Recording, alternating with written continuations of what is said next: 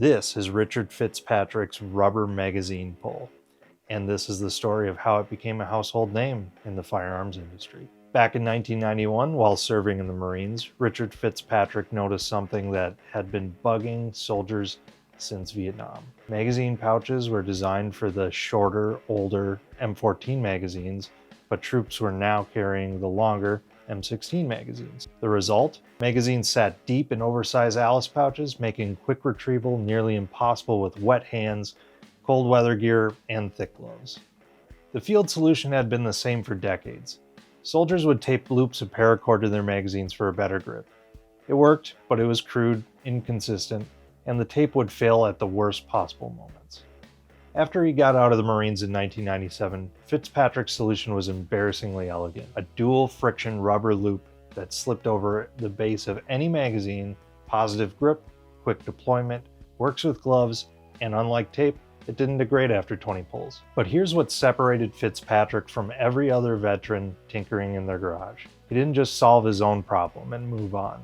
He established a design philosophy that would eventually influence an entire industry. Fast forward to 2007, standard military mags had serious limitations that every soldier knew about. The aluminum feed lips would bend when dropped or banged around. The magazine bodies would dent if they took hard impact. The followers were basic stamped aluminum that could cause feeding issues. The PMAG addressed every one of these issues systematically. The polymer construction meant feed lips that wouldn't permanently deform from drops. The self-lubricating followers reduced friction and improved feeding reliability. The anti-tilt follower design prevented nosediving rounds.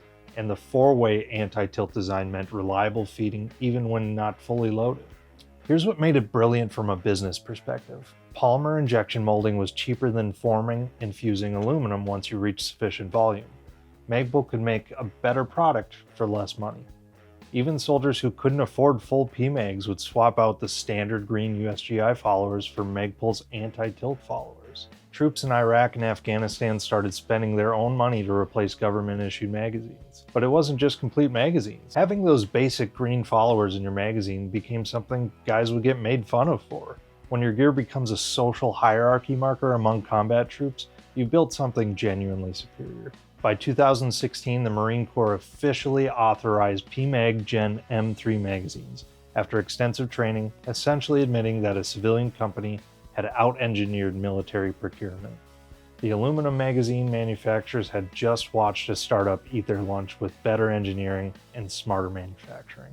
Success with the magazines opened every door in the AR-15 ecosystem. By 2008, Magpul was rolling out the MOE line, polymer replacements for standard AR-15 furniture. But this wasn't just material or aesthetic substitution. Standard A2 furniture had been designed in the 1980s, with basic functionality in mind. The standard stock was either hollow plastic with no adjustment options, or the ones that were adjustable were uncomfortable and wobbly. Handguards were simple polymer tubes with limited mounting options. Magpul redesigned everything from the ground up. The MOE grip featured aggressive texturing in high contrast areas and a steeper grip angle that worked better with modern shooting positions.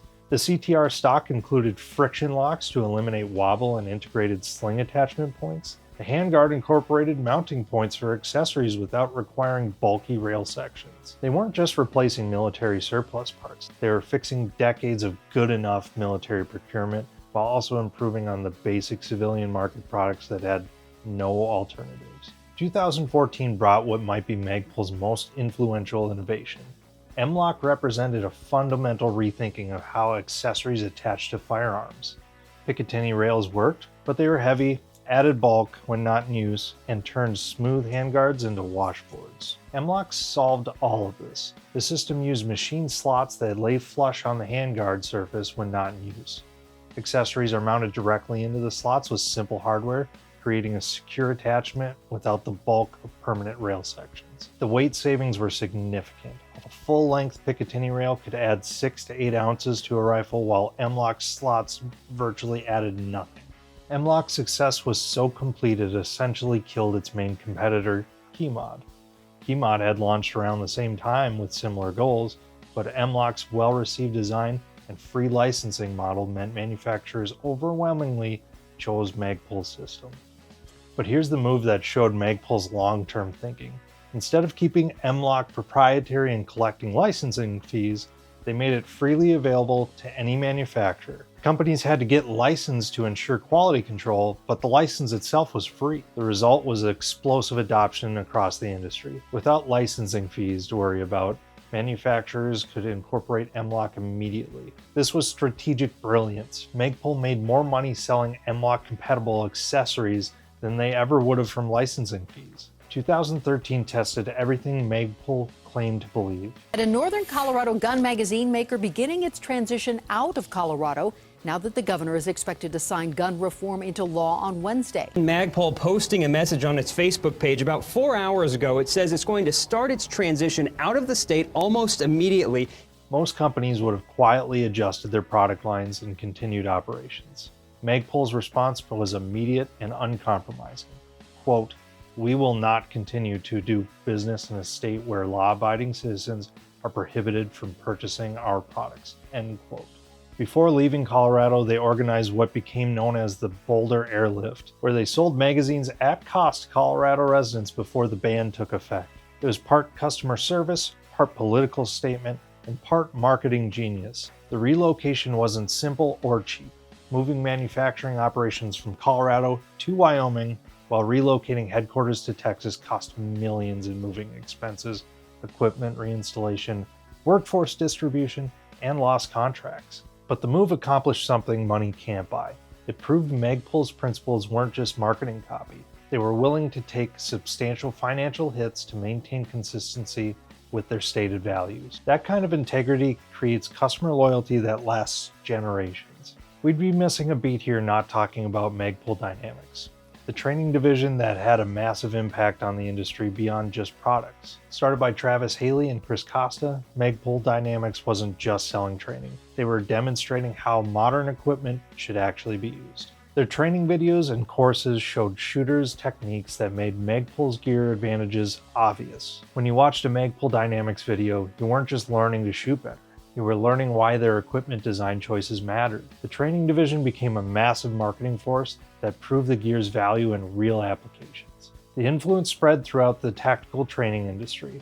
Other companies started copying not just Magpul's products, but their approach to demonstrating practical applications. Magpul Dynamics helped establish that gear companies needed to show why their products worked, not just say that they worked. Look at any gun store today versus 2005. The change is dramatic. Clean lines, functional texturing, modular attachment systems, advanced polymers, design elements that were revolutionary when Magpul introduced them are now standard expectations. In 2005, off-the-shelf AR-15s came with basic A2 furniture, cookie-cutter stocks, basic grips, and simple handguards.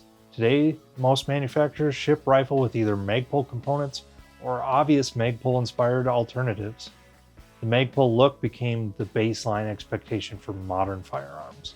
Platform diversity came next.